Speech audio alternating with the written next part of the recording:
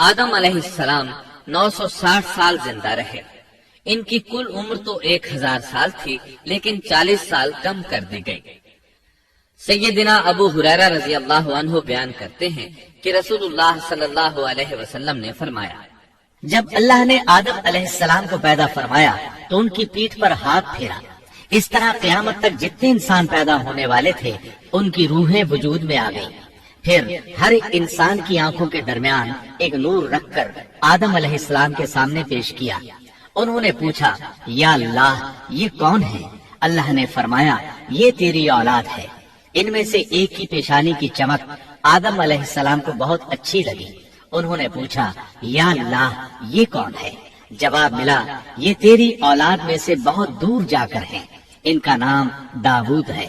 پوچھا، ان کی عمر کتنی ہے؟ فرمایا 60 سال۔ آدم علیہ السلام کہنے لگے، یا اللہ 40 سال میری عمر میں سے ان کی عمر میں شامل کر دے۔ اس سلسلے میں دوسری روایت یوں آئی ہے، جب آدم علیہ السلام کی روح قبض کرنے کے لیے فرشتہ آیا تو وہ کہنے لگے، میری عمر میں تو ابھی 40 سال باقی ہیں۔ اس وقت ان کی عمر 960 سال تھی۔ انبیاء اپنی عمر سے واقف ہوتے ہیں۔ فرشتے نے کہا، کیا آپ کو یاد نہیں آپ نے اپنی عمر کے 40 سال اپنی اولاد داؤد کو ہبہ کر دیے تھے؟ رسول اللہ صلی اللہ علیہ وسلم نے فرمایا، چونکہ آدم علیہ السلام نے انکار کیا تو ان کی اولاد بھی انکار کی عادی ہے۔ آدم علیہ السلام خود بھول گئے، ان کی اولاد بھی بھولتی ہے۔ آدم علیہ السلام نے خطا کی، ان کی اولاد بھی خطا کرتی ہے۔ حابیل کے قتل کے بعد اللہ تعالیٰ نے آدم اور حوا علیہ السلام کو اس کا نعم البدل عطا کیا۔ اس کا نام انہوں نے شیس رکھا۔ شیس کا مطلب ہے اللہ کا دیا ہوا تحفہ۔ حابیل کے قتل پر آدم اور حوا علیہ السلام دونوں بہت غمگین ہوئے، اس لیے اللہ نے بدلے میں انہیں شیس علیہ السلام عطا فرمائے۔ سیدنا ابو ذر غفاری رضی اللہ عنہ سے مروی ایک صحیح حدیث میں ہے کہ رسول اللہ صلی اللہ علیہ وسلم نے فرمایا، اللہ تعالیٰ نے 104 صحیفے نازل فرمائے، ان میں سے 50 صحیفے شیس علیہ السلام پر نازل ہوئے۔ ان صحیفوں میں ایسے قوانین، اصول اور ضابطے تھے جن سے انسانیت کی زندگی منظم ہوتی ہے۔ شیس علیہ السلام نے آدم علیہ السلام سے علم حاصل کیا، لیکن آدم علیہ السلام کا تمام علم وہ حاصل نہ کر سکے، اس لیے کہ آدم علیہ السلام نے بالمشافہہ اللہ تعالیٰ سے علم حاصل کیا تھا، اور بہت سی اشیاء کا علم اللہ تعالیٰ نے انہیں سکھا دیا تھا، اس لیے وہ تمام علماء سے بڑھ کر عالم تھے۔ شیس علیہ السلام نے آدم علیہ السلام سے علوم سیکھ کر لوگوں کو سکھائے۔ لوگوں نے ان سے مختلف علوم، فنون اور پیشے سیکھے۔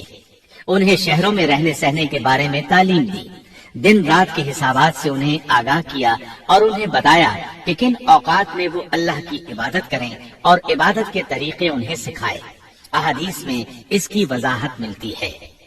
امام احمد رحمت اللہ علیہ بیان کرتے ہیں کہ ابو زمعہ سعدی کہتے ہیں کہ انہوں نے مدینے میں ایک شیخ کو لوگوں سے کلام کرتے دیکھا تو ان کے متعلق پوچھا، یہ کون شخص ہے؟ لوگوں نے بتایا کہ یہ ابی بن کعب رضی اللہ عنہ ہیں، بڑے صحابہ میں ان کا شمار ہوتا ہے، تمام مسلمانوں سے بڑھ کر قرآن اور اس کی تفسیر کے عالم ہیں۔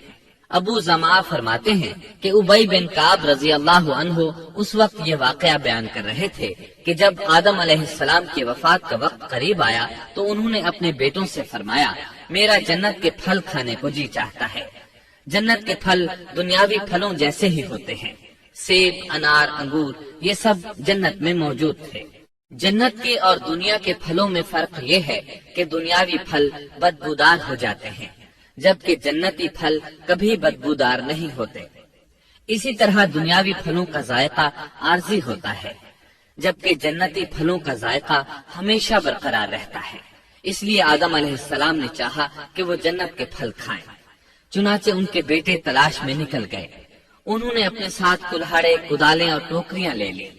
راستے میں انہیں فرشتے ملے، ان کے پاس آدم علیہ السلام کا کفن اور خوشبو وغیرہ تھی۔ انہوں نے پوچھا، آدم کے بیٹو کس چیز کی تلاش میں ہو، کہاں جا رہے ہو؟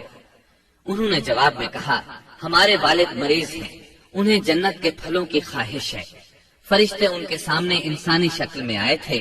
ان کی بات سن کر بولے واپس جاؤ, تمہارے والد فوت ہونے کے قریب ہیں.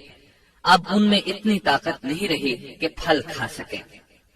جب فرشتے آدم علیہ السلام کی روح قبض کرنے کے لیے آئے تو حوا علیہ السلام نے انہیں پہچان لیا. وہ بلند آواز سے آدم علیہ السلام کو پکارنے لگی. ان کے ساتھ چمٹ گئی. آدم علیہ السلام بولے مجھ سے الگ ہو جاؤ, پہلے بھی مجھے تمہاری وجہ سے مصیبت پہنچی تھی. میرے اور میرے رب کے فرشتوں کے درمیان سے ہٹ جاؤ.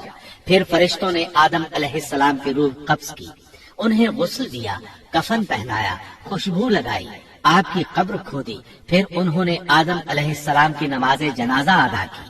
اس کے بعد انہیں قبر میں اتارا, پھر اوپر مٹی ڈال دی اور بولے آدم کے بیٹو, تمہارے لیے یہی طریقہ ہے.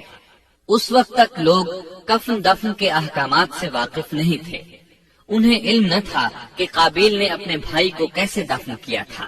اس لیے فرشتوں کو بھیجا گیا تاکہ تدفین کا طریقہ بتا دیں. تو اس طرح انسان کو دفن کرنے کا طریقہ معلوم ہوا جو فرشتے لے کر آئے تھے. آدم علیہ السلام نے اپنی 960 سال کی مکمل زندگی میں سوائے اس درخت کا پھل کھانے کے اور کوئی خطا نہیں کی. آپ کی وفات کے 1 سال بعد حوا علیہ السلام بھی وفات پا گئیں. یہ تھا ہمارے باپ سیدنا آدم علیہ السلام کا اسوہ اور سیرت طیبہ کا حال.